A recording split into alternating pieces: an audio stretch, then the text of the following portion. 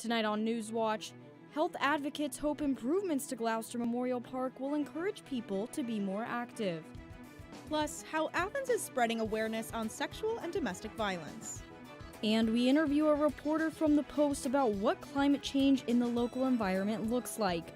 Newswatch starts right now.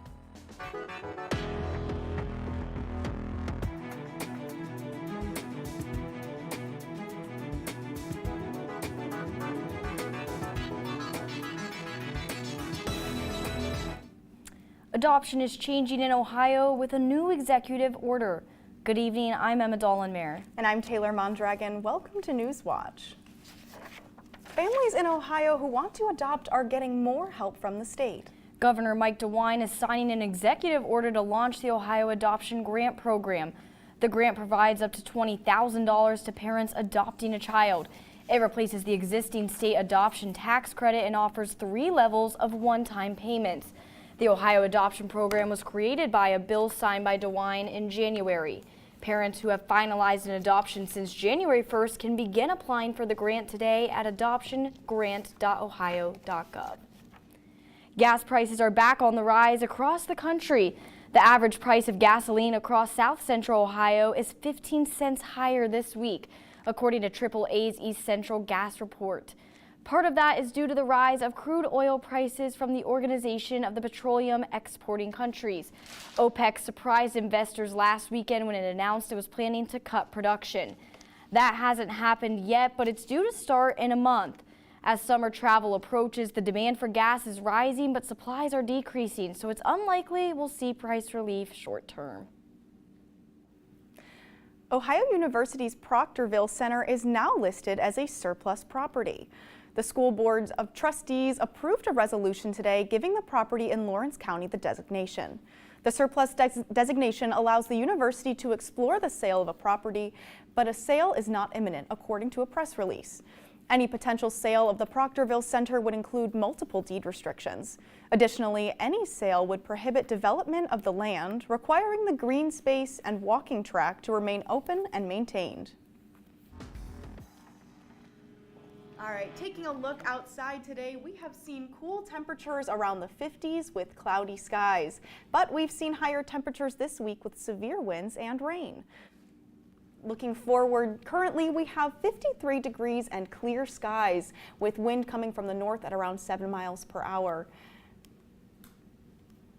And tonight we will see a low of 33 degrees and mostly cloudy, so make sure you break out those coats because I know it's a lot different from what we've seen, especially yesterday and the day before. The sunrise will be around 7 a.m. And then looking forward towards tomorrow, the temperature high will be 60 degrees with a low of 34, and it will be mostly cloudy throughout the day. We will have more weather for you later on today. Scientists are collecting plant samples from East Palestine area farms to test for the presence of potential toxins. This follows the February 3rd Norfolk Southern train derailment. Experts from the Ohio Department of Agriculture are teaming up with professors at Ohio State University for the testing. They will be looking for the presence of certain semi-volatile organic compounds which could pose hazards for humans or livestock. There's no word yet on how long it will take them to publish the results. Newswatch reporter Chloe G. Workman joins us for new improvements made to Gloucester Memorial Park. Chloe? For National Public Health Week, the Athens County Health Department wanted to highlight ways they are bettering their local communities, and one of those projects is in the village of Gloucester. What was once a patch of grass within the park is now home to brand new sidewalks connecting youth sports fields, playgrounds, skate parks, restrooms, and picnic areas. A survey of village residents conducted in 2019 said a sidewalk was one of the top 3 things they would like to see improved about the park. Melissa Erlewine, a member of Athens County CHC Coalition, says it has taken many groups to bring it all together. CHC had wanted to be involved in that walking path component of the park because that helps people come to the park and be more active. So it's an environmental change to the park that encourages physical activity.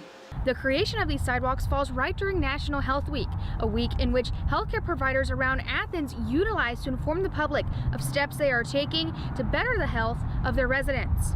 Public Health Week, it's sort of our opportunity here at the health department to bring public health to the forefront, and it really, over the last 3 years has been pretty significant.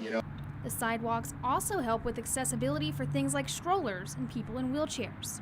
I talked to one young lady who's a high school student who said that it is much easier to push her grandmother in the wheelchair around the park now, because it used to just be, grass, which is not easy to push wheels on. Some other additions to the park include adult exercise equipment as well as water bottle filling stations. They will continue to make improvements throughout the whole village of Gloucester through 2023. For Newswatch, I'm Chloe G. Workman. The CHC Coalition also collaborated with Gloucester Village Council, HAPCAP, and Trimble Local Schools to make this all possible. Thank you, Chloe. An international movement in the Athens, Ohio community promote awareness of sexual and domestic violence. Newswatch reporter Peyton Simchek has more on the event at the Athena Cinema. Chants echo on Court Street as people march to take back the night. We won't take it anymore! The annual event has supported victims of stalking, domestic violence, and sexual assault for over 40 years. Ohio University departments and Athens community organizations put together the night to share stories and to build a support system during Sexual Assault Awareness Month. The event started at the Athena with 2 speakers talking about their experiences. Senior staff counselor of the Ohio University Counseling and Psychological Services, Eileen Cook, says the speakers were powerful. I really think people are so brave and so courageous to tell their story and share it with others, and because so often survivors feel, a sense of shame when they are not at all to be blamed for their trauma. However, they feel that, and it's sometimes hard for them to come forward. Survivor advocate Caitlin Urbaniak provides support for survivors. She says it's beneficial to create a safe space to not just be silent, but to stand up and be a part of that change. Even if they're not, the ones sharing their story that night, just knowing that, others are there to listen and kind of seeing that as an experience is really nice for them. Cook says the march sends a powerful message. We are here. We're not gonna be quiet. We're not gonna go away. Reporting for Newswatch, I'm Peyton Simchek in Athens. Coming up, anti-LGBTQ+ legislation is popping up across the country, how the federal government is weighing in. And a reporter from The Post joins us to talk about what climate change looks like here in Southeast Ohio. These stories and more when Newswatch returns. The weather is wacko. Hurricanes are intensifying. Extreme weather. Drought and heat waves are more severe. Is threatening America. 30 or 40 mile an hour wind howls for days on end. But across the country, people are fighting back. We're not going anywhere. With innovation. We can substantially cool down cities. And ancient wisdom. It's worked for 10,000 years. It can work again. Weathering the future on Nova. Wednesday at 9 on WOUB. Hey, I'm Rick Steves. Join me for an exciting look at the art and architecture of the modern age, starting with the art that gave voice to the struggles for freedom. Then we'll see how Romanticism reveled in nature and stirred the emotions. We'll trace the evolution of modern styles from Impressionism to Art Nouveau to Cubism and beyond, celebrating how art reflects the dynamic changes in our age. Friday at 10 on WOUB. That's the best news I've heard all day. On Finding Your Roots, Roseanne Cash. It's odd how it makes me feel a little differently about myself. And Clint Black. I've joked with friends about what kind of rascals we'd find. Stars of country music. Wish I could go back in time. You're descended from a patriot. We were in the fight. Plus. Would you like to meet your DNA cousin? Yes. Wow. Finding Your Roots. Tuesday at 8 on WOUB. Next time on Antiques Roadshow, heirloom surprises revealed. That's astonishing. Just my great-grandmother's old cards. I hope my daughters are going to be interested in it enough to pass it on down through the generations. I'll say your great-great-great-grandfather looks like Paul McCartney, even with the British haircut, right? It's Antiques Roadshow, next time from the Idaho Botanical Garden in Boise.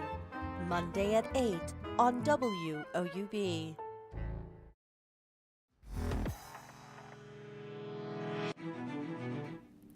We've seen a warm winter season here in Athens with fluctuating temperatures day to day. Experts and community members alike are worried about this global warming and how it can affect the local environment. News reporter Madeline Blair from the Post, Ohio University's independent student-run newspaper, joins us to talk all about what climate change looks like here for us in Southeast Ohio. Thank you so much for joining us, Madeline. Thank you. So we've seen warmer winters and fluctuating temperatures. Can you just tell me a little more about that? Yeah, so some people, they may enjoy that we're having this warm winter. However, this is a very concerning issue because here in Athens, we actually experienced 4 70-degree days. This is very uncommon and unusual. Given that, this is going to be an issue that in the long term, that community members, plants, and animals will continue to face. Yeah, and I know you talked to some experts, so what did they have to say about this issue? Yeah, so I spoke to one expert and he focused on the biological sciences behind this all, so plants and animals. For example, plants, they are beginning to bud and flower earlier than expected, which in turn can cause them to die sooner and not bloom when they're supposed to in the summer months. Also, animals are coming out of hibernation too soon. When that happens, they can experience death or a disruption within them. The expert also touched base that local governments aren't doing much to help combat this issue. So he and his colleagues are taking matters into their own hands. However, it's still an issue because if they were to displace animals into new and more stable environments, it's only creating an invasive species. Right, and so what are locals doing in response to all of this? Yeah, so I spoke with a few students here at OU, and they're in a group called the Climate and Sustainability Ambassadors. And one ambassador, she spoke to me about the environmental studies aspect and how she said that we can help reduce the costs of climate change is by reducing our emissions. And to do that, she encourages people to eat at farmers markets and buy their groceries there instead of places like Kroger or Walmart. By doing that, it is one small step to help reduce the climate change issue that we're experiencing. Yeah, and obviously you just talked about, shopping at a farmer's market instead of a big supermarket. Could you just also kind of tell me what's the one primary essential thing that people really need to be doing to reduce their carbon footprint? One primary thing that people can do is continue to recycle and be mindful of their consumption use. Yeah, well, thank you so much, Madeline, for joining us. If you want to read the full story, head to thepostathens.com and take a look under the news section. We've talked about these fluctuating temperatures, and that's exactly what we saw this week in Southeast Ohio. This week was warm, but it's called out the last few days. Well, that story will change after this weekend.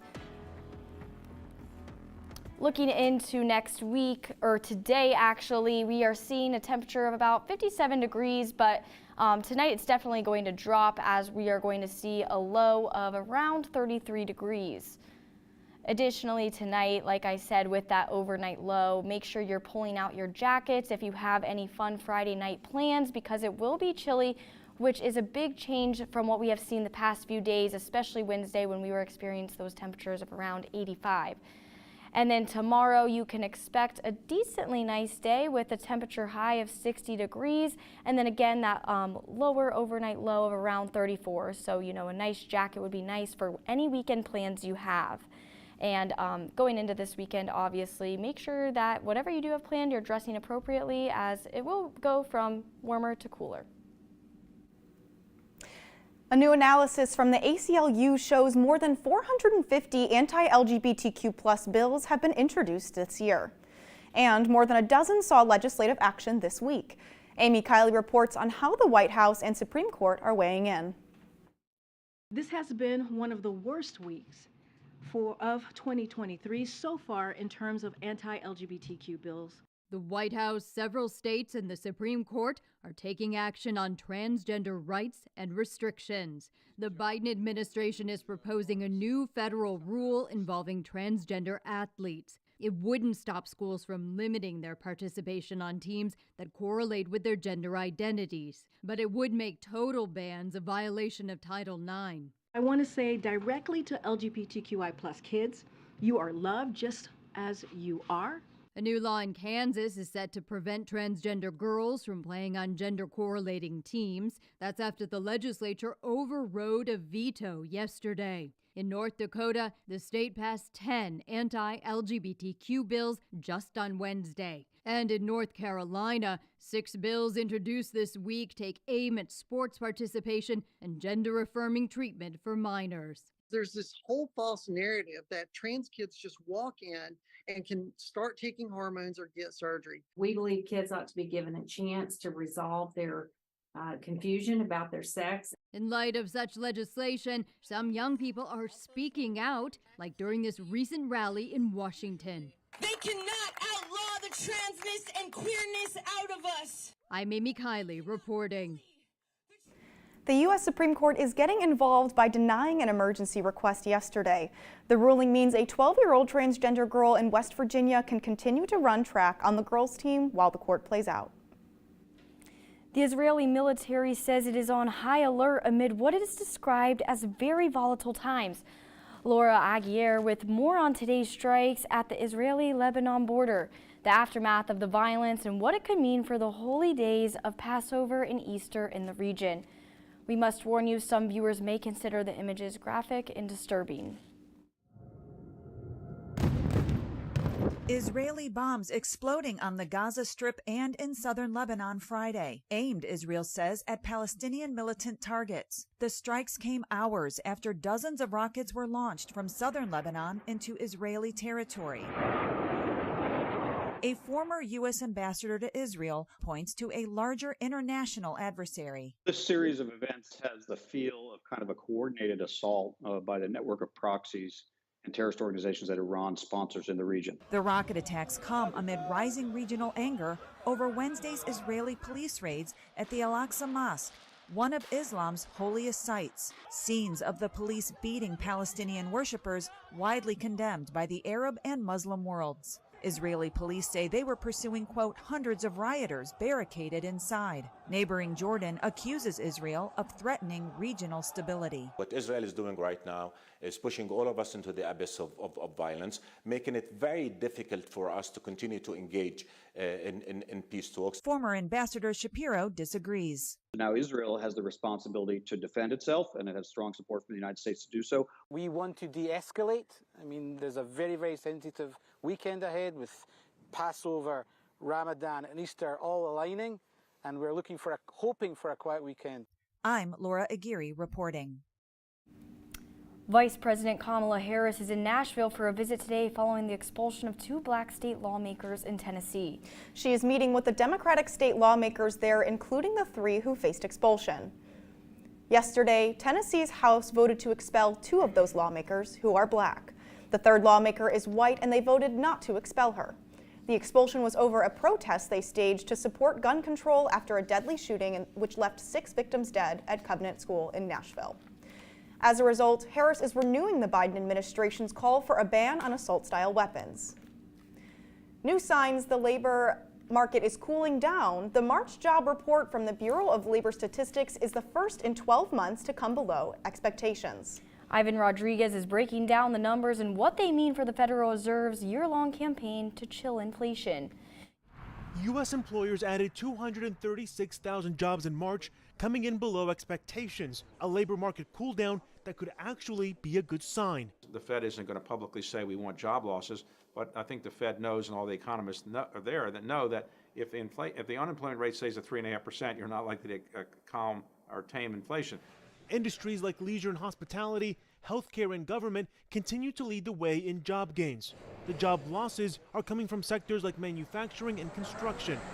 Still, the labor market has remained stubbornly resilient. The unemployment rate dropped to 3.5%, average hourly earnings grew 0.3% from the month before, and the cool down in hiring may not be enough to stop the Federal Reserve from raising interest rates again next month. Inflation is extremely high, and it's hurting the working people of this country badly, and we are taking the only measures we have to bring inflation down.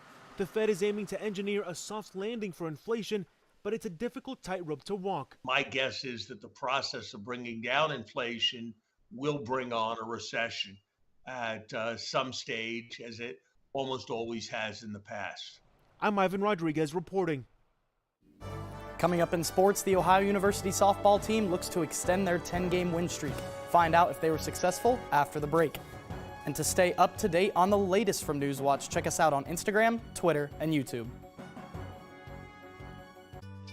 That's the best news I've heard all day. On Finding Your Roots, Roseanne Cash. It's odd how it makes me feel a little differently about myself. And Clint Black. I've joked with friends about what kind of rascals we'd find. Stars of country music. Wish I could go back in time. You are descended from a patriot. We were in the fight. Plus. Would you like to meet your DNA cousin? Yes. Wow.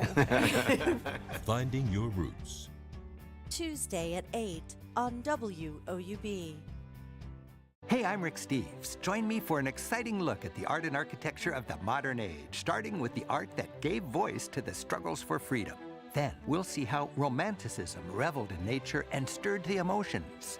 We'll trace the evolution of modern styles from Impressionism to Art Nouveau to Cubism and beyond, celebrating how art reflects the dynamic changes in our age. Friday at 10 on WOUB.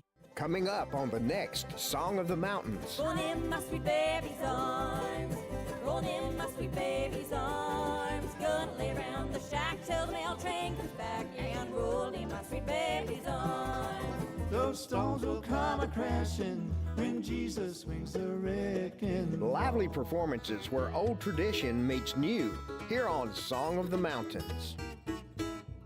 Thursday at 8 on WOUB.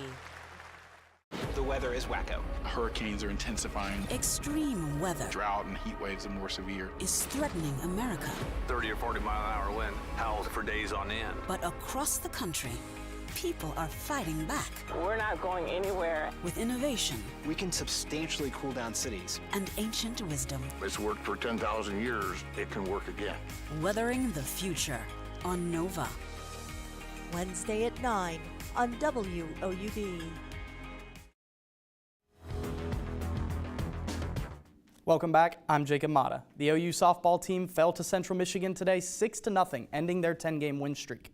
The Bobcats tallied just one hit this evening by Shelby Wessler with a single straight up the middle. Central Michigan left the diamond with 10 total hits, plating 6 runs. They were led by catcher Samantha Mills, who went 3 for 3 on the night. OU had 3 errors in the field, which we haven't seen a lot of yet this season. They'll have to clean up the errors if they want to get back in the win column. To look at how Ohio rebounds in the doubleheader with CMU tomorrow with first pitch at 1 p.m. Jumping over to the baseball team, the pitching was red hot for the Bobcats in a 6-0 win against Toledo. Luke Olson went the distance for the Bobcats, throwing a 9-inning gem, giving up just 2 hits and no runs. He struck out 7 batters and didn't even walk a single batter either. At the plate, Alec Patino led the way with 2 hits for the Cats, but it was a huge team victory, with most of the lineup collecting 1 hit in the contest. The Bobcats look to stay hot against Toledo when they take them on again tomorrow at 1 p.m. The Ohio men's basketball team is declared to play in the 2023 Baha Mar Hoops Championship. The tournament will take place on November 24th to the 26th. There are 6 other schools committed to playing in the tournament right now, like Brown, Middle Tennessee, UIC, and other mid-major schools. 5 teams that competed in the tournament last year went on to post a 20-win season, so this is a great chance for OU to get hot before the season starts. The complete 8-team field for the event will be announced soon, along with the tournament schedule. Switching over to the women's basketball team, they're taking a huge hit as guard Yaya Felder has committed to Baylor. Felder averaged 22 points a game during the season, which was good enough to make her top 10 in the country in scoring. She was the first option on offense for the Bobcats, and on the defensive side, she averaged over 2 steals a game.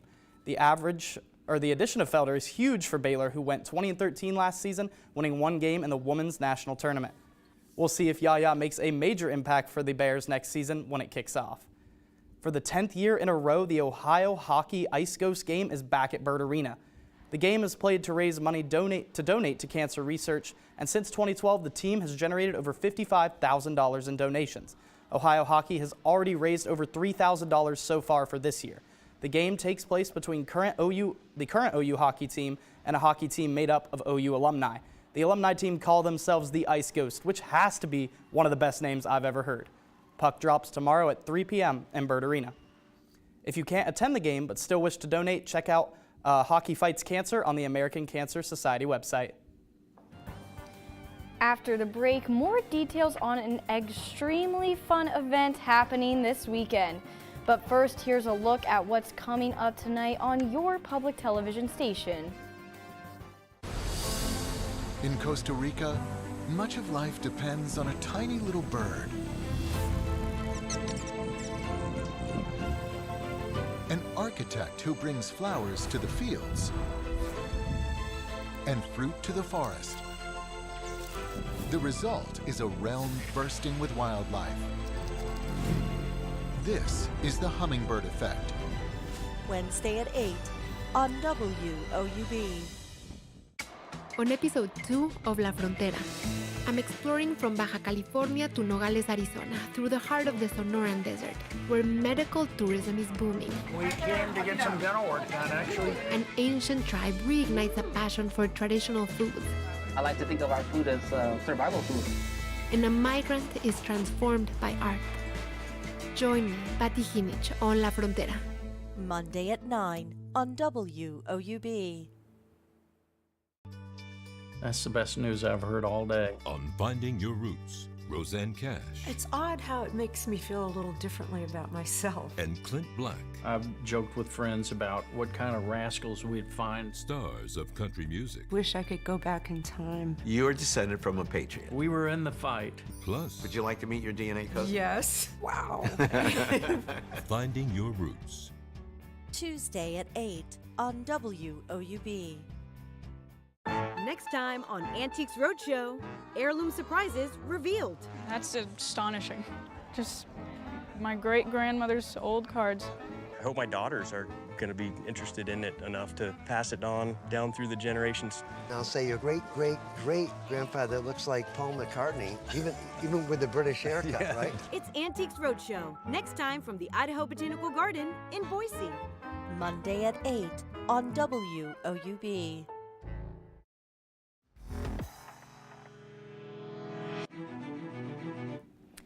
And finally tonight, if you're looking for something extremely fun to do this weekend, the Columbus Zoo and Aquarium is hosting its Eggs, Paws and Claws Easter Bunny Egg Hunt celebration. The two-day Kroger-sponsored event kicks off tonight for visitors. People can snap a photo with the Easter Bunny, hunt for hidden eggs, and watch their favorite animals do the same. Guests can also attend a musical celebration and meet and greets with the zoo staff to learn more about the animals. Eggs, Paws, and Claws will be open to guests from 9 a.m. to 5 p.m. both today and tomorrow. For more information about the events and to reserve a spot with the Easter Bunny, visit columbuszoo.org. What a sweet event. Yes, and do you guys have any celebrations this weekend? Nothing planned for me, no. Nah, I mean, I'm going home and having dinner with my family per usual on Sunday. Yeah. Fun. How about you? Yeah, I'm going to do, a lunch, and I specifically requested some of my favorite dishes, so that's like my favorite part is definitely the food. Amazing. Portion of it all. So we're going to look at our final look at weather tonight. So for our 7-day outlook, we're going to look starting this weekend for your Easter plans. On Saturday, it's going to be 60 and mostly cloudy with a low of 34. Sunday on Easter, it'll be nice and sunny, so hopefully you'll be able to go and do an Easter egg hunt outside. It'll be 64 with a low of 36. Monday is going to be 69 with a low of 40 and mostly sunny. Same thing on Tuesday with a high of 73, so we're getting back up into those warmer temperatures, and it'll stay up for the rest of the week. And that is a look at your final weather tonight. And that does it for our broadcast this evening. Thanks for watching. I'm Emma Dollamere. And I'm Taylor Mondragon. Stay tuned for the PBS NewsHour coming up next. And remember, you can find the latest news anytime at WOUB.org. Have a great night.